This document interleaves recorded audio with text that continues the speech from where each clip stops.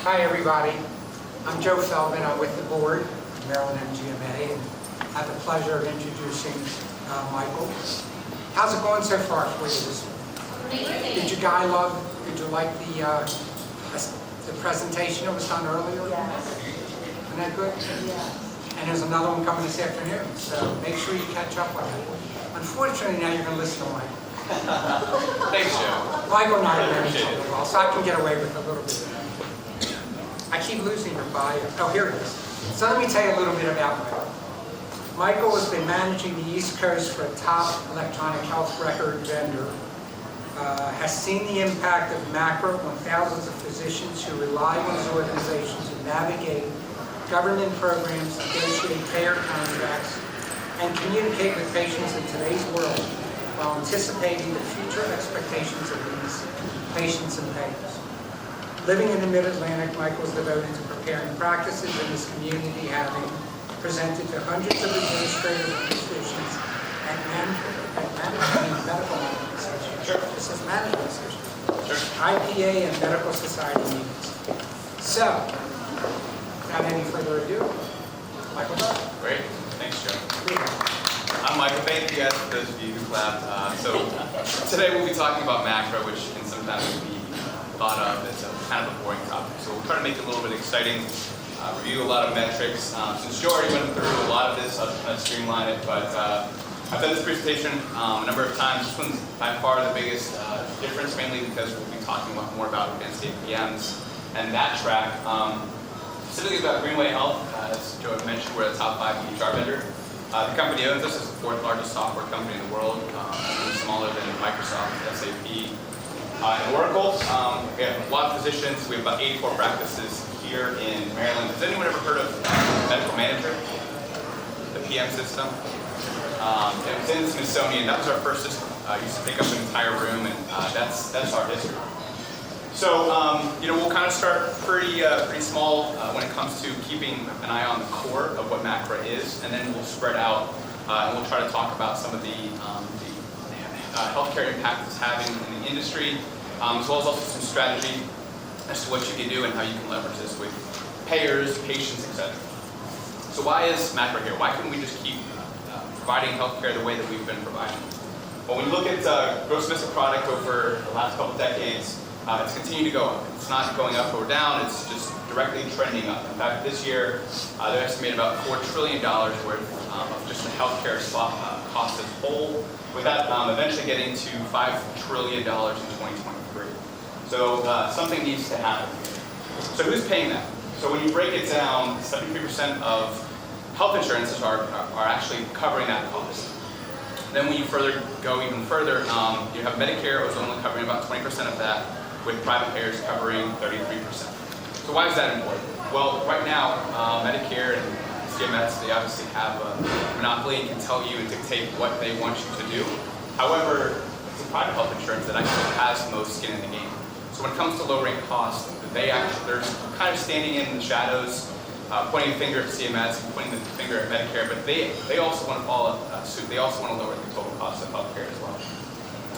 That's kind of one trend, and that's why MACRA's here. Another 2 reasons. I know we think of hospitals as being the group with all the money. They're the ones that seem like they have their logo everywhere. They're making lots of money. They're buying up practices. Well, on the inpatient side, they're actually decreasing the revenue year over year. And the reason that you see them purchasing some of the private practices in the area is because they realize that the outpatient costs are actually where there's a lot of potential for revenue. And part of the reason is that there are a lot of groups, especially cardiology and gastroenterology, that are providing a lot of services in-house. I'm sure you guys have seen that. So you see the hospital trying to bring this revenue into their hospital organization. Well, CMS is trying to do the same thing. They realize that there's a lot of money to be had with on the outpatient side, so they're trying to get involved, and that's why you've seen a number of programs over the last couple years. So obviously there's a lot of momentum. How is MACRA going to make any change? We've had a lot of programs in the past. How is it going to be any different? So some of the strategies, kind of 3-pronged. One is providing more preventative care, providing more preventative wellness visits, also trying to manage the chronic issues, as well as also adding transparency. I know transparency has been a pretty hot topic between hospitals sharing their costs, as well as also even pharmaceutical drugs being transparent. So this is actually a long time coming. This is well before this presidency and this era. But their goal is that all three of these are able to shift the healthcare spend, at least cap the gross domestic product growth, and then really try to be able to impact two different areas. One is the end of life, which is extremely expensive, and then also the post-acute costs that seem to be out uncontrolled. So that's their goal. MACRA's, if you think about it, it's got a new name, but it's just the granddaughter, grandson of what was PQRS, Meaningful Use, and a number of other programs. It's essentially, though, this whole stream, it's basically just been creating data where there hasn't been data. I think there's a lot of other industries where they've had documentation for decades, and healthcare is a little bit late to the game when it comes to creating that. However, it's very necessary, mainly in order to lower that cost. So, we have a very unique president, and who does some very unique things. So I think a lot of people just assume, hey, well, we have MACRA, I'm sure it'll be repealed, I'm sure it'll change, I'm sure it'll go away. Well, it's actually a bipartisan decision, both by the House and the Senate. So it actually would take congressional action to try to repeal it. So it's going away. We'll have to just kind of live with that fact and try to at least kind of take it under a wing and try to harness it as best as possible. So for those who are relatively new to MACRA, I'll kind of take a couple baby steps first, and we'll kind of just do a refresher on what MACRA is, what did we do last year, etc.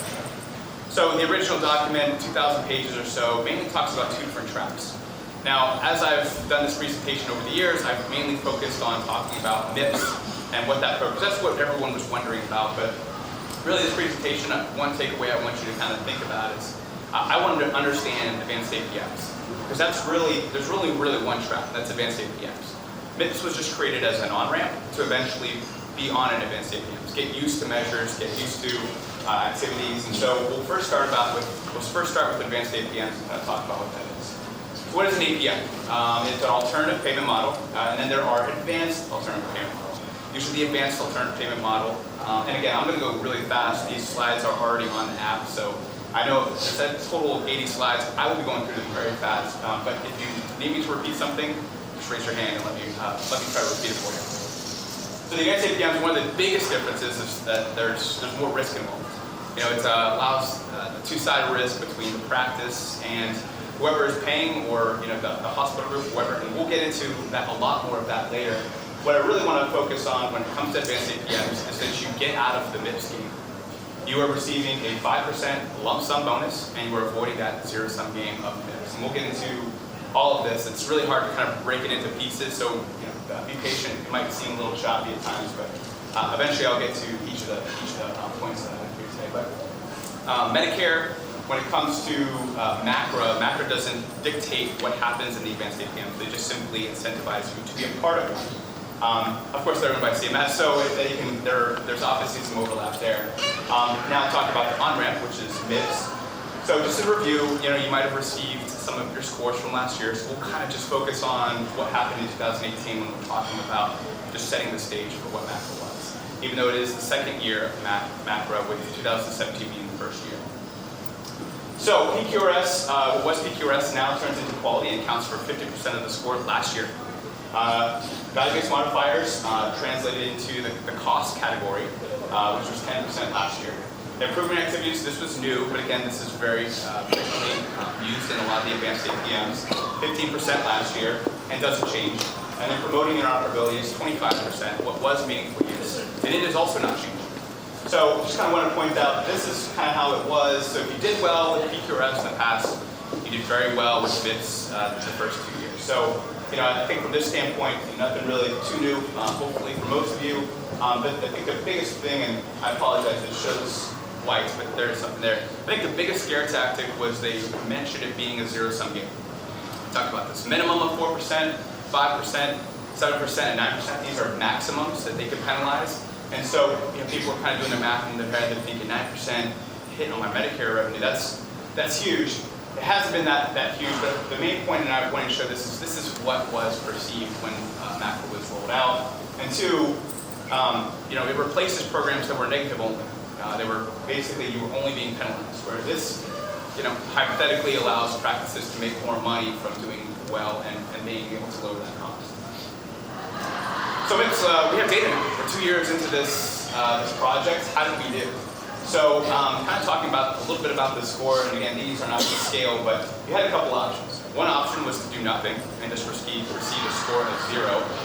You had another option, which was to just do the bare minimum and avoid what was a penalty. So anyone scoring between 0 and 15, and this was last year, you received a penalty. And there's other bonuses and stuff that we can get into later, but this is kind of the synopsis of this game of MACRA. Now, you also have the option to become a top performer and do very well with MACRA. So from that standpoint, some of you probably were focusing on 70 as kind of that target. So now that we have that to scale, essentially the little sliver there between 0 to 15 were those practices that were being penalized and putting money to spread across the rest of the practices in this game. So the thing is that none of that money is guaranteed. They estimated it being 118 million last year, and it was around there. But there, more importantly, was a guaranteed $500 million for those top performers that CMS was putting together into a pool. So 2017, how did we do, right? So the national average in 2017 was 74 points, which is pretty good, right? However, within that, the small practices had a little bit harder time adjusting. So the average score for a small practice, which the definition from CMS is 15 or fewer eligible clinicians, those practices on average scored 43 points. So we'll get into that later, how are small practices impacted versus large practices, but I kind of want to point that out there. 2018, and they'll be officially releasing this, but we already have a lot of this data, so and in fact that most of this will probably be fully released in December, but based on what they've said, it's 80 points for the national average last year. So again, everyone did a great job. Everyone give yourself a high five. 2018 for small practices, much, much better, 72 points. However, they still are lagging behind the national average, which again, we'll kind of touch on here later. So now we're 2019. What is CMS saying in the proposed rule about how well we're going to do this year? So they're expecting this year the national average to be 69 points, which has actually gone down by over 10 points. Which you could go for you to check out table 51, page 947 if you don't believe me here, because I think sometimes it scares people. So why is there such a change? Can anyone guess? Curious. So there's a couple hypotheses. One specifically being, again, this is so light, I apologize. But this is the graph we were talking about earlier where 45% is now the quality percentage. And the cost, can't see it, I apologize, 15%. So cost goes from 10 to 15. And that's going to be a trend that continues in future years. But they're expecting, based on the claims data that they're getting, that, and looking at everyone's cost, that it's actually going to bring down the score. So we'll kind of talk about how that impacts healthcare as a whole, but again, we're just kind of refreshing, talking about how well we did. So now we're going to talk about what's going to happen. So we've mentioned the percentage, we've mentioned the score so far. So this is essentially the penalty to premium changes over time. So 2017, you saw that minimum was 3 points.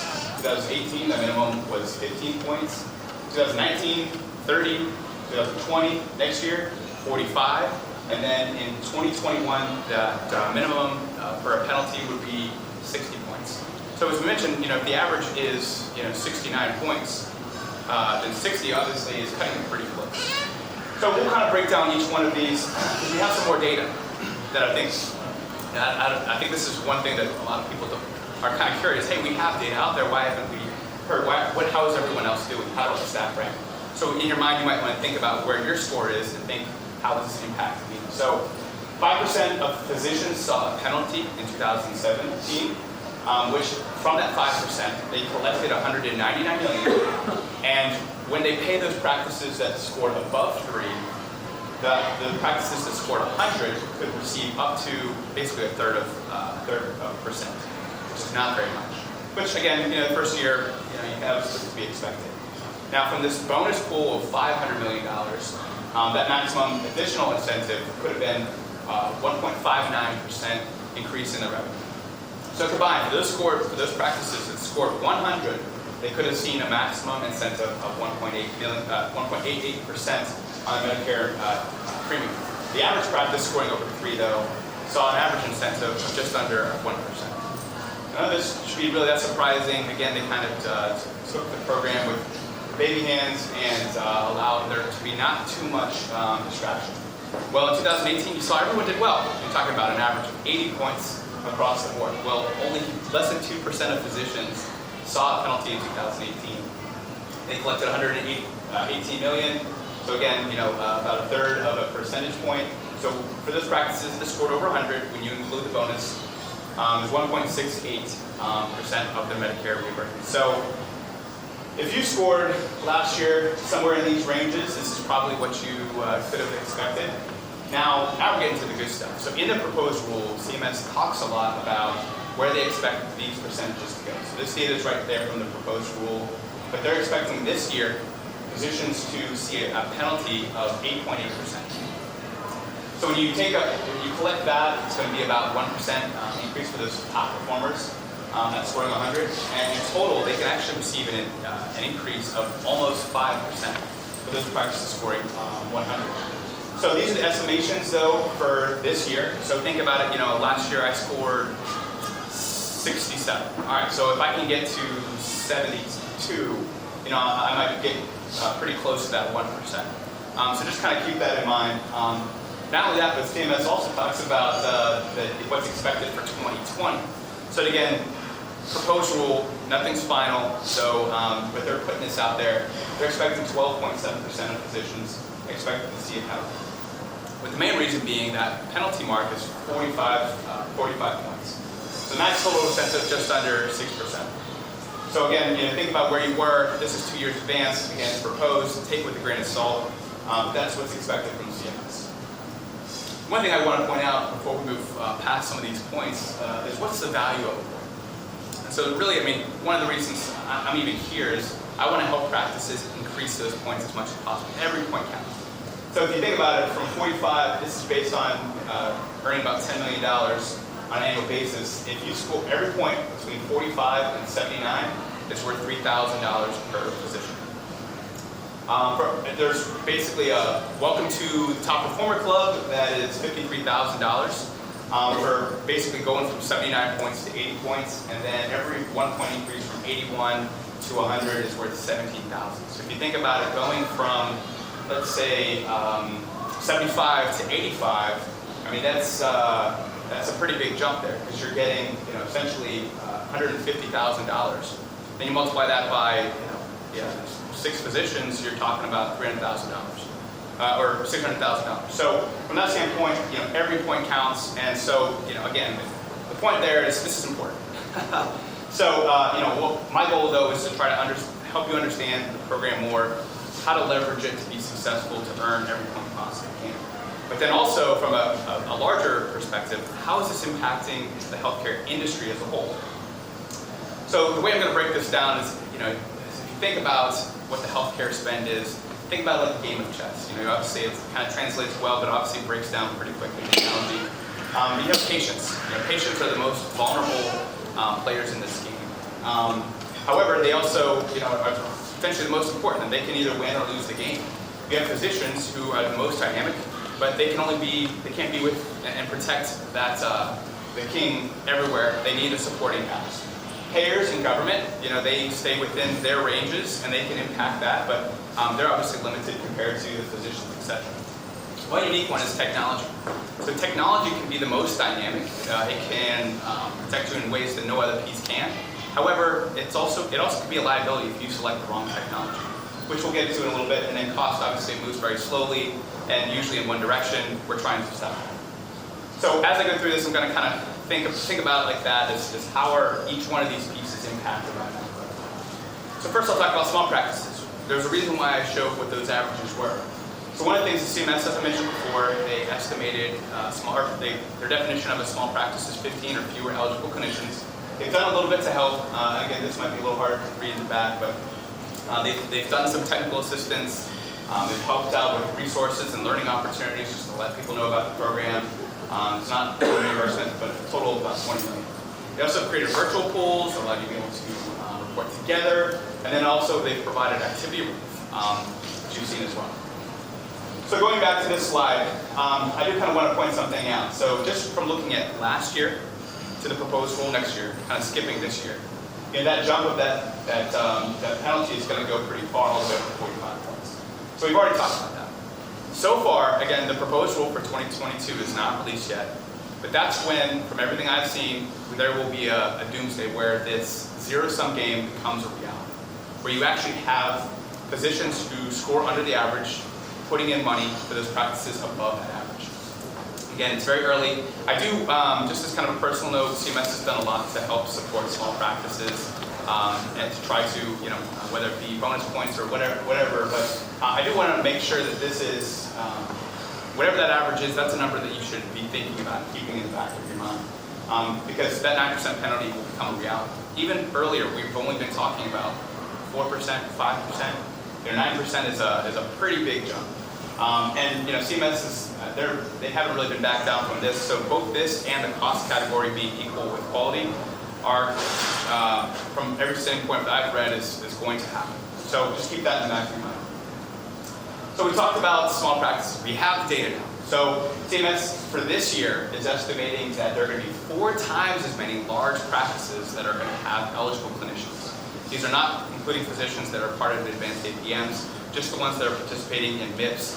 And there are also MIPS ACOs that can submit MIPS points that way. But the reason I'm showing you this is they're estimating this year that there will be 140,000 physicians or eligible clinicians that are part of a small practice. That mark being 15. And 640,000 eligible clinicians are part of groups over 15. Well, what if you look at it, bar 15 is pretty low. What if you set that bar at 100? Well, still, even in that scenario, there are more physicians a part of groups with 100 more physicians than there are physicians in groups with less than 100 physicians. With that physicians plus with 413,000 and about 400,000 underneath that. So the reason I point this out is we talk about this zero-sum game. We talk about 2020 being a huge year. Well, if you think about it, penalties to incentives, the penalties most likely, unless CMS, we'll see what they do, but this is really very serious, and this is why we're talking at this location and specifically at this venue, is we want to help small practices. We want those practices to not see those penalties, but based on the data we're seeing, they're the most liable to be able to potentially be impacted. So I know some people say, there's a couple doubters probably here saying, hey, Michael, I think I'm going to just go ahead and bet that 2022 is not going to be as important of a year. Well, CMS has already done a lot with zero-sum games, and they're pretty consistent. One of those being the hospital readmissions. So if your readmission rate is higher than the average, you see that penalty. For those that have that readmission rate lower, you receive, obviously that incentive. Same thing even within MACRA, the cost category is a zero-sum game. Essentially, the cost of the beneficiary to Medicare, if your cost is higher than the average, then you don't receive any score at all. But you get points if your average beneficiary is lower than that of the average. So zero-sum games, we can certainly be skeptical, and anything can happen, especially with CMS. But for all intents and purposes, these are some real impact, especially on small practices. We talked about small practices. So one trend that we're seeing is there are a lot of practices already moving to advanced APMs.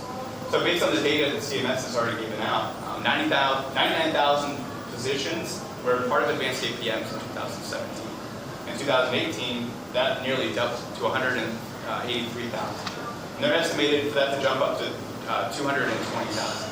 Now one thing, if I know with graphs, it allows people to be pretty perceptive. So one thing is, I want to point this out, these two graphs don't look that different. Why is that?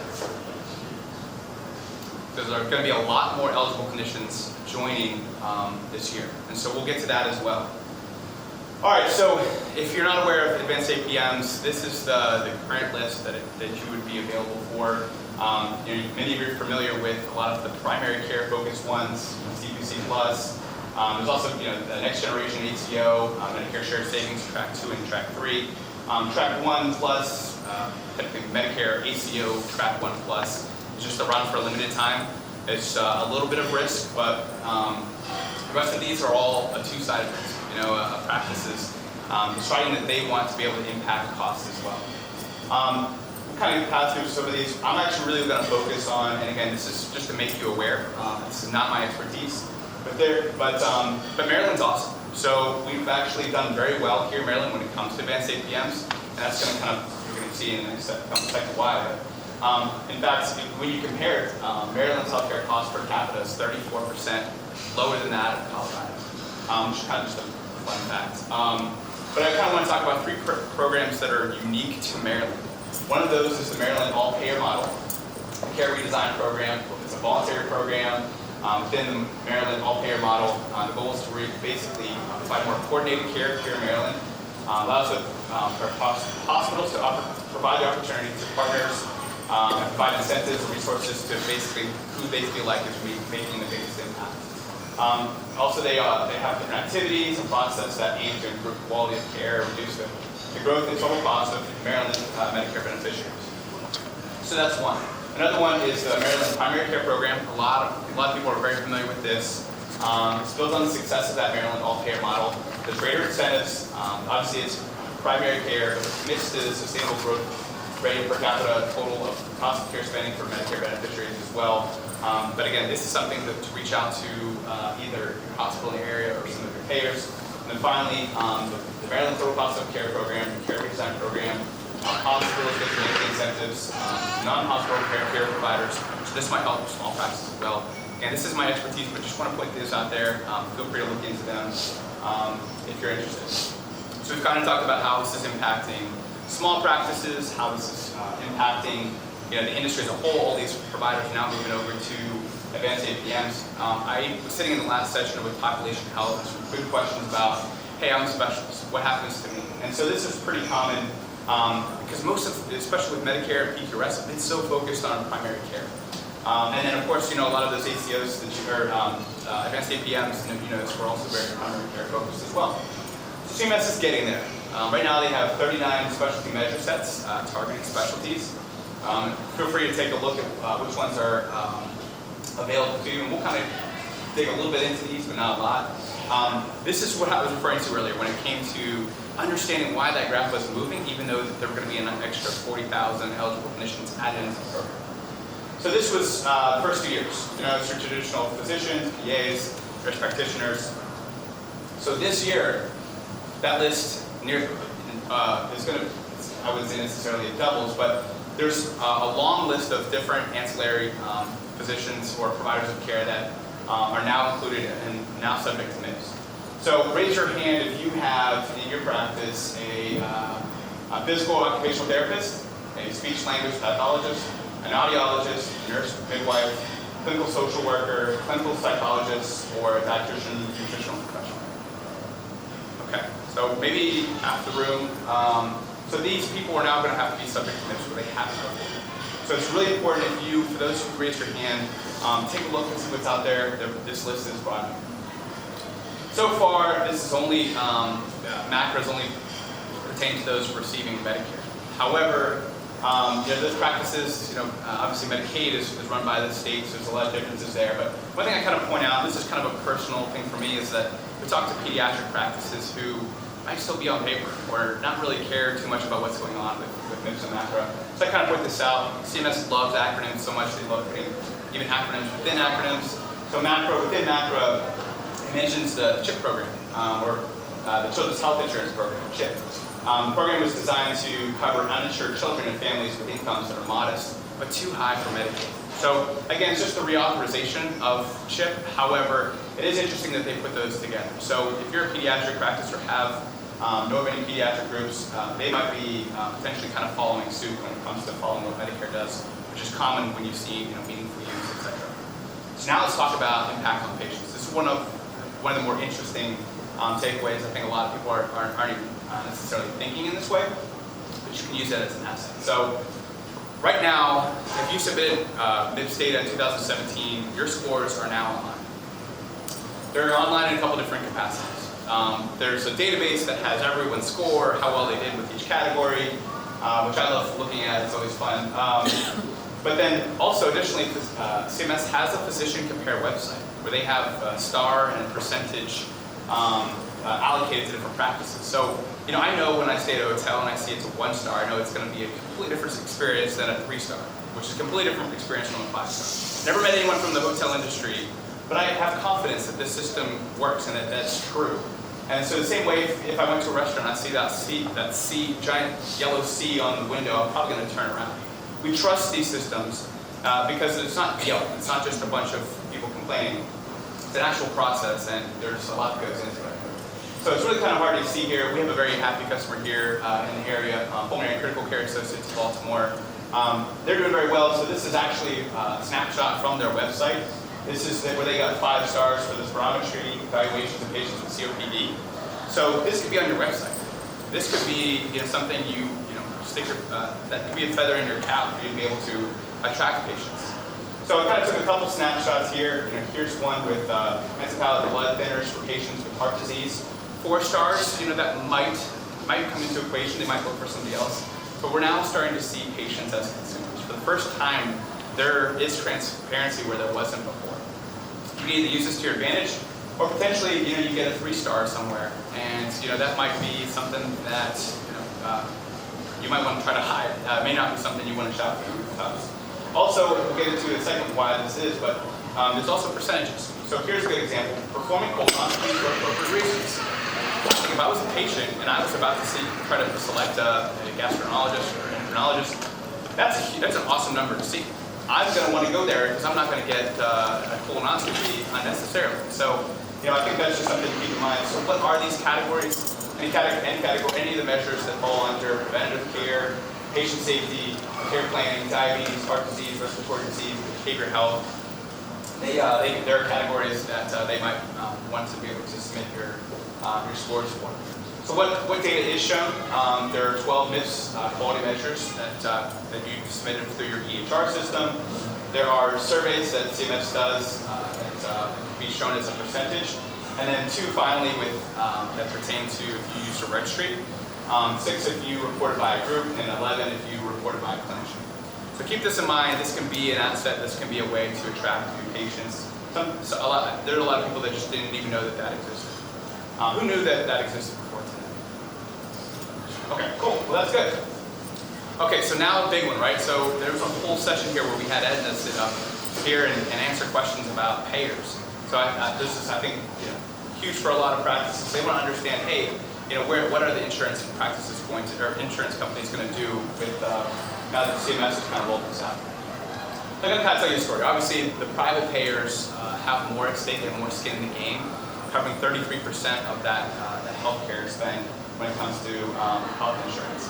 So I sat down with an OBGYN in Virginia, and they have 1% of their patients Medicare. So she was asking me a lot about program, MIPS and MACRA, talking about measures.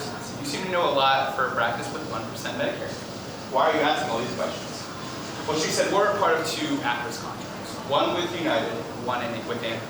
I said, do you mind if I see those contracts? Can I see what thresholds you have to hit? So she showed me United and took a look at there's 4 different thresholds that they have to hit in order to be successful. And I looked at the Anthem, there were 6 different measures or 6 different thresholds for them to surpass. So I looked at it. Both the half of the United and half of the Anthem were the same quality measures that are part of MIPS. So for them it was breast cancer, chlamydia, and it's funny that when we heard from Aetna, they mentioned focusing on HEDIS measures. Those are the ones that are part of their at-risk contract. So being aware of what those are and making sure you have those down are one of the best ways for you to be able to take advantage of those what the payers are willing to be aggressive. So I kind of want to talk a little bit about the points, and this might bore some of you that know a lot about the quality score. But the way it works, the system is a decile system. So essentially, if the average is set somewhere and you score better than average, you're set a specific decile. And sometimes the 3rd decile is below the average, etc. But the main point is that you want to outdo everybody else. You want to outdo the average. Again, another zero-sum game CMS has put in there. One thing I kind of want to point out while we're talking about this is that your measure can actually change based on what source you're using, between a registry, your EHR, or your claims data. So here's what I picked up. So measure 128, preventative care and screening, that's the BMI, as you guys are most known for, and having follow-up. If you used an EHR, that average was 45% so 45% of practices are using their EHR and are doing this. So meaning that if you scored 94% of the time you check BMI, you're going to receive a decile score of 10 if you use your EHR. However, if you did that 94% of the time, you only just relied on the claims data that's just out there, you'd be in decile 5. So just because you're doing well with something, look to see how well you're doing it in different sources. I think everyone's like, oh, well, I can just use a registry and I'll just use my claims data. I don't even need to do any work. But claims data might be hurting you. It might just depend. It really depends on the performance of your drivers. But these are the averages. We're going to kind of play a little fun game. Still around the measures. So we kind of talked a little bit about deciles, etc. So let's say, when you were in school, 82, score of 82, meant you passed the class, but nothing really to write home to mom about. However, in MIPS, let's just kind of take 82% and provide it for 4 different measures, meaning that you did this measure 82% or documented it in your EHR for 82%, or this is what you did 82% of the time. So documenting medication in the EMR, 82% of the time. What do you think? Is that good, bad, or somewhere in the middle? Bad. Correct. Decile 2, really bad. So you only get 3 points for that. The average is 89%. So preventative care and screening for tobacco cessation, 82%. What do you think? You think it's good? It's not very good. Decile 3. So again, 3 points. The average is 82.7. So fall risk, 82% of the time. What do you think?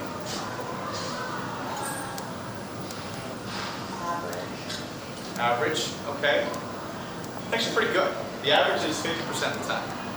So you're getting 8 points versus 3.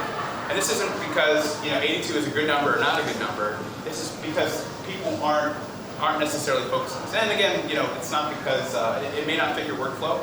Fall risk may not. But I'm sitting with an ENT, and this is a great idea. We do balance testing, and we do fall risk, fall assessment, alcohol screening. We need to have this a part of our workflow. So that's kind of what I'm talking about. That. And finally, diabetes eye exam, 82% of the time. What do you guys? Good? Man, not very good. The average is 84.9% of the time. So hopefully this is helpful. It's not necessarily talking this specific slide, but it's really important to help you understand that measures do matter and can move your score. Every point counts. So some measures, and this is kind of more of a strategy. It's kind of separate from what we've been mainly talking about, but there are some measures that are really important to keep track of. However, everyone might be doing it already, meaning the documentation of the prescription, the BMI assessment, the screening of blood pressure, smoking cessation. But there are also some things that, maybe some low-hanging fruit that, if it makes sense for your workflow, to add, specifically a pain assessment, depression screening, alcohol screening, fall assessment, and fall planning. Just kind of putting that out there. These are measures. Again, these are on the app, so if you want to take note of these, but something to just kind of keep your eye on. Okay, now we're talking about the NITE, the technology. What's the difference between a registry and the data in my EHR? To me, they're all just data. What can I do here? So the way that the MIPS is scored is you get a bonus score of up to 25 points based on having a certified EHR system, which most of them now are certified, which might become more difficult in the future. Reporting activities in the EHR, as well as also using a registry beyond performance. You get 5% each, but you can't exceed 25 points. So ONC, they actually have a list of all these EHR systems that have a certification. Full transparency, I work for an EHR vendor, so this is something I keep an eye on. So one of the things, I took a snapshot of what the ONC website, different EHR systems. Not all EHR systems are created equal. We've had some discussions with some practices here at the conference that we asked them what system they're on, and reporting is commonly, and even when we sat here with the panelists, Edna was saying, you need to keep an eye on your data. One person said data was the middle name. Someone else said data is the most important thing when it comes to negotiating a contract. So how do we get data? Obviously, we talked about this documentation timeline from MIPS and MACRA, with meaningful use and PQRS. So I looked at the top 5 EHR vendors and wanted to see how many measures they can submit for. So you see here, there's a certification criteria. You can go to the website and obviously we provide that link. But the certification criteria, these are like the promoting interoperability capabilities within the system. But more importantly, there's clinical quality measures. These are the clinical quality measures that you can report on in your EHR that fall under that certification under CERT. So my goal is not here to smear mud, but just kind of put things in perspective. So when you look at this, I'll kind of go through one by one. I don't want to smear anybody, but an EHR vendor that rhymes with vClinicalWorks, they can report on 21. Greenway, we can report on 64 clinical quality measures. So just take a look at your system. There are a number of different systems. The vendor rhymes with Ballworks and BexGen and Bethina. Again, I'm not trying to smear mud, and the next slide you'll see I'll even take a hit at one of our own systems. But this number here, you can actually see what measures can my EHR report on. So we have a legacy system called PrimeSuite. Entergy's our go-forward flagship system. And so we've actually offered, because of the reporting, we've allowed a lot of practices to move over from PrimeSuite to Energy at no cost. So I have no problem talking about the reporting and showing how not good it is. And again, not because I don't want to smear any of our competition, but you can actually click down and you can see which measures their EHR can report on. So if you see a blank box there, that means it can't report on. So in this situation, this is preventive care and screening for depression. So maybe this is not the right system for behavioral health, or maybe it's not the right fit, at least now. And these can change over time, but I think you want to lean on a vendor or a technology piece that doesn't leave you vulnerable. One thing I did want to add is that for CMS, again, this is kind of a personal hypothesis, but the reporting on the 90 days might just be a temporary thing. That's my personal belief, but when it comes to CMS, they know that making a switch from either an upgrade in EHR from one certified version to another, or making a change entirely to a new EHR system is going to be very disruptive. So they've actually allowed you to be able to report for 90 days on the improvement activities as well as also promoting operability. This may end. So just be aware of that. If you need to make a change, now is a great time to do it, especially before the points become harder to earn. Now, obviously, this category here, promoting interoperability, has changed a number of times. Before it was meaningful use, and then ACI, and now promoting interoperability. What is interoperability? Why is it so important? So this is kind of like a little bit of why that's the case. But essentially, you have EHR vendors that have kept the data in silos. It's been the biggest complaint against EHR vendors. Why can't you share my data? I'm going over to a gastroenterologist, and then I'm going over to a cardiologist. We're not fill out the same forms. Shouldn't you guys all have the data pretty in a liquid form? Shouldn't it be changed securely between practices? So yes, that is something that they've wanted to do, especially hospitals. So hospitals have wanted to securely receive patient data, obviously. Giving it away is not really the biggest thing for them, but receiving it is really important for them. So in fact, a lot of practices thought, hey, I just need the same EHR system as the hospital because I want to interface with them. And then MedStar and Innova moved from GE Centricity to Epic, and now all these practices have so they felt like they needed a system. However, interfaces today have the capability to be able to share data very securely. And so there's, again, this is more for some of the larger EHR vendors. If you're using a smaller EHR vendor, I think that's one thing you want to keep an eye on. So initially you saw hospitals, because there were too many interfaces, they put out a preferred list of EHR vendors. Well, we've seen, and Emory's just one example, they came out with a mandatory list because they realized that if there was any risk of patient data and having a breach, that they actually would be held liable. So a lot of them have, like for instance with Emory, just has a list of 6. A lot of the ones you saw on that past list, you have to move to this by January 2020 because it's too much risk for us to be able to share data. So keep in mind with that. Another thing is that patients don't want to have 7 patient portals. They want one for each practice. This is a common complaint. So you've seen already Apple, Amazon, Google trying to potentially find a solution for patients, trying to provide a patient health record, allowing the physician to use the EHR, the patient to use the patient health record, and be able to share that information securely. So you've already seen it with Apple. There's something to keep in track of, and feel free to ask your EHR vendor this, but some very unique open API using FHIR interfaces, FHIR, but it's something that's going to be able to share this data. And unfortunately, this is going to be an asteroid that kind of destroys some of the dinosaur EHR vendors of old. All right, so we've kind of talked a lot about who all is impacted. So where's it where's this going, right? Get to the point, Michael. So when it comes to, and this came up earlier as well, so the fee-for-service rates are being frozen next year. So they've gone up a little bit each year. They're going to be frozen. They're going to no longer be increased, at least until 2026. And when they do increase, they're going to be 3 times larger for those practices a part of an advanced APM. So again, another reason to take a look at what advanced APMs are available, because even in the fee-for-service module or model, the advanced APMs is going to be a benefit, huge benefit for you. So take a look. So get to know your advanced APMs. That's kind of one takeaway that you take out of this room. Another is get to know your cost. Know where your cost stands in comparison with everybody else. Understand where you line up, because as we mentioned earlier, this is going to only increase. So this might be a little more clear, but you're going to see an increase from 10% to 15% to 20% to 25% to government-mandated 30-30 between cost and quality. So if you've done well with PQRS, you may not do as well in the future with MIPS. So keep an eye on what your cost is, where that lines up, because that's going to become tied with the most percentage points as a whole.